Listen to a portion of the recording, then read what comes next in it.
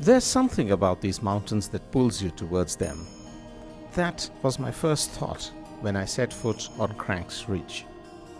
Once the hotbed of the hippie movement, these mountains attracted the likes of Bob Dylan and John Lennon at a time when flower power was at its zenith. In recent times, they have attracted people that have changed our world, the likes of Steve Jobs and Mark Zuckerberg, who were once looking for answers to nagging questions life threw at them.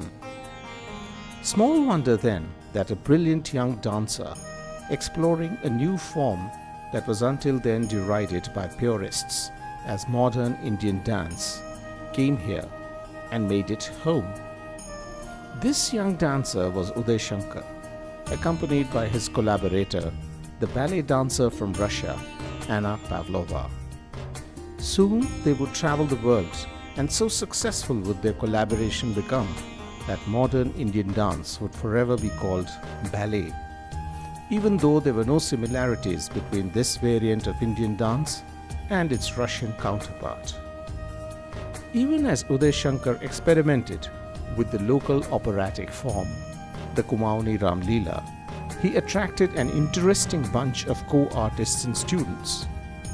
Besides Sarod Maestro Baba Alauddin Khan, Kathakali master Shankaran Namboodiribad, and Zohra Sehgal as teachers, he was accompanied by Pandit Ravi Shankar, Guru Dutt, Lakshmi Shankar, and his lady love, Amala, whom he would soon marry right here.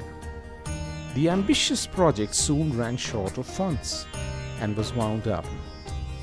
Even as Uday Shankar left the mountains, heartbroken, in a twist of divine logic, the timber from his studios ended up as building material for the stage in one of the Almora Ramleelas. Uday Shankar soon established Europe's first school for Indian dance in Paris. As for Almora, memories of his stay here were revived several years later in 2008, when the Uday Shankar Dance Academy was rebuilt on the edge of the Crank's Ridge. For 10 long years, this center remained shut, waiting for art to come to the rescue.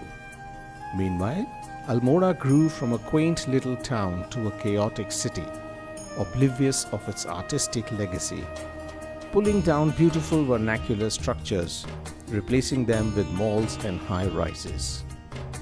The imposing structure of the Uday Shankar Academy for Arts, however, situated at a vantage point in Simtola, Almora, remained locked for more than a decade, standing as a stark reminder of how the city had forgotten Uday Shankar.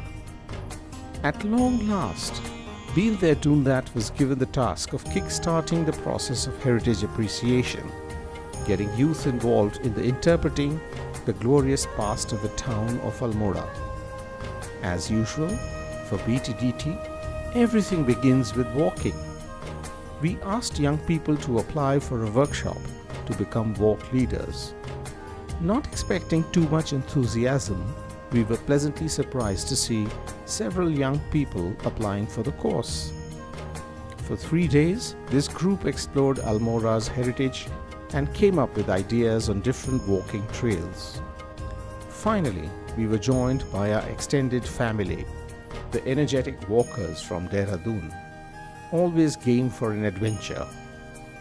Their presence at Almora gave the newly recruited walk leaders a tremendous insight into the program.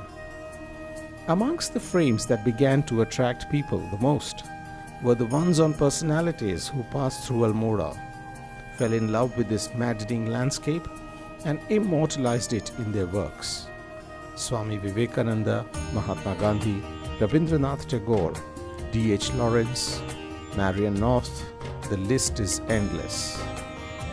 Then there were the lesser-known personalities celebrated in the exhibition that left a permanent mark on the town.